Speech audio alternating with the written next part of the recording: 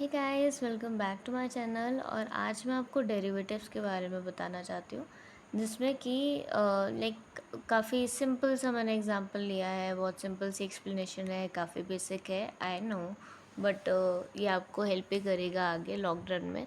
वैसे भी ये वीडियोस उन लोगों के लिए ज़्यादा है जो लोग बिल्कुल भी नहीं जानते हैं, तो बहुत छोटा सा बेसिक अगर उनको पता हो तो कम से कम उन्हें दिक्कत नहीं आएगी आगे। मैं इतना ध्यान रखना चाहती हूँ। बाकी जिनको पता उनके लिए तो अच्छा ही है, खाली ऐसे ही देख लेंगे वो एक बारी को कि ठीक है कि हाँ ये तो पता था ऐसे करके, and then they can move to the next video.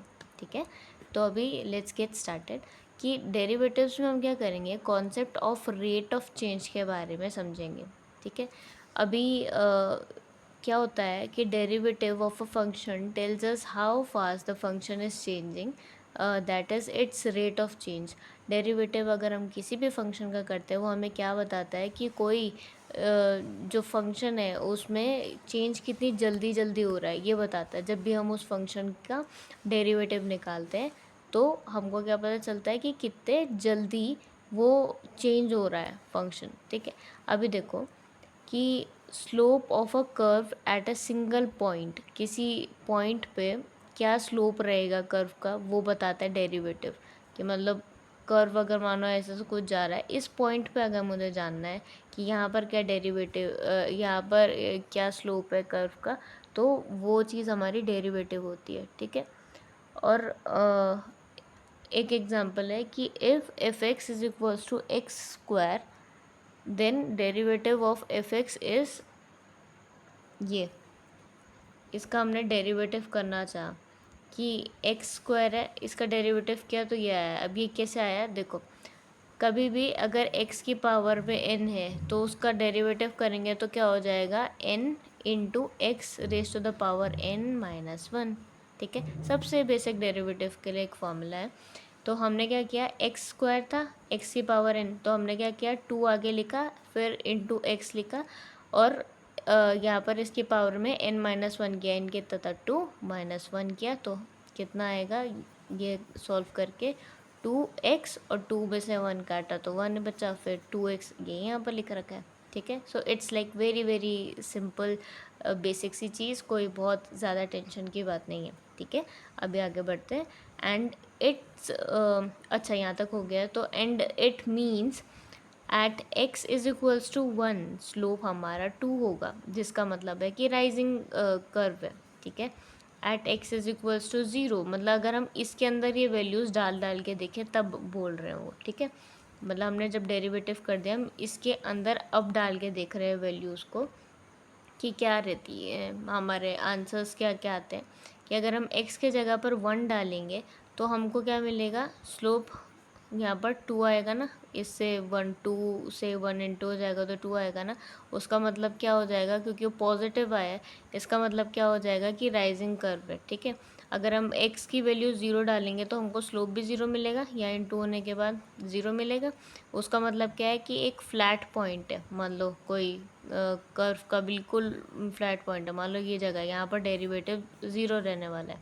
ठीक है, एंड इवन इफ लाइक ऐसा ऐसा सभी कुछ है, तो अगर इस पॉइंट पे भी बोले यहाँ पर भी डेरिवेटिव ज़ीरो रहने वाला है। ठीक है, मिनिमम मैक्सिमा का अगर किसी को पता हो तो उसको समझ में आएगी ये चीज़, नहीं भी समझ में आ रही है कोई टेंशन की बात नहीं है। बट कोई भी ऐसा पॉइंट जहाँ पर एक्स की वैल्यू लाइक ज़ीरो है, लाइक इस वाली फंक्शन के लिए कह रहे हैं, स्पेशली ये वाला जो फंक्शन है इसके लिए कह रहे हैं, जब इसका डेरिवेटिव क्या है, इसके अंदर ज़ीरो वैल्यू डाला, हमारा स्लोप ज़ीरो आया। और कभी भी स्लोप ज़ीरो आया उसका मतलब क्या होता है कि वो एक फ्लैट पॉइंट है जहाँ पर भी आप स्लोप देख रहे हो। ठीक है, डेरिवेटिव निकाल के। एंड अगर आप x की वैल्यू कोई नेगेटिव नंबर डाल दो, यहाँ पर वन तो खाली ऐसे लिख रखा है आपको बताने के लिए, लेकिन ये बेसिकली ये बता रहे कि अगर कोई नेगेटिव वैल्यू डालोगे आप अगर x की, तो आपको इसमें क्या मिलेगा, स्लोप भी नेगेटिव मिलेगा इस वाले फंक्शन के लिए। और उसका मतलब क्या होगा कि it is going down fast. मान लो कोई ऐसे पॉइंट पे अगर, तो यहाँ पर अगर स्लोप निकालोगे तो आपको x की वैल्यू मान लो आप नेगेटिव डाल के देख रहे हो, तो फिर स्लोप भी नेगेटिव आया, उसका मतलब है नेगेटिव स्लोप आने का मतलब है ये, पॉजिटिव स्लोप आने का मतलब है ये, और ज़ीरो स्लोप आने का मतलब है ये। बस ये चीज़ लिखी है यहाँ पे। ठीक है, अभी नोट में एक बात है अभी नोट में एक बात है कि in ML derivatives are used to tell us how the loss is changing with respect to wait.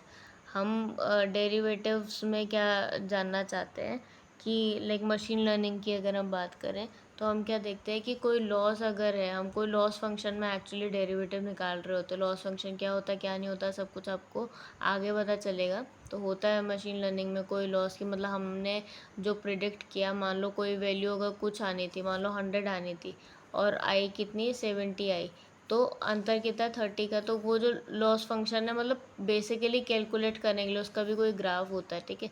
तो उसमें भी आप क्या कर रहे हो, तो विद रिस्पेक्ट टू वेट आप डेरिवेटिव कर रहे हो, तो then you try to find out things, ऐसा होता है। तो कुछ there is something called loss function and वहाँ पर आप डेरिवेटिव करते हो with respect to weights.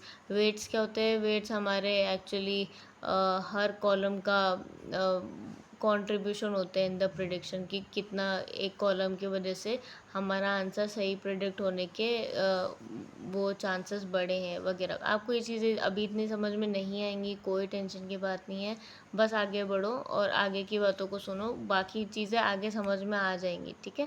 So video समझ में आया तो लाइक शेयर सब्सक्राइब करना मत भूलना, और कोई डाउट हो तो कमेंट कर देना। Thank you.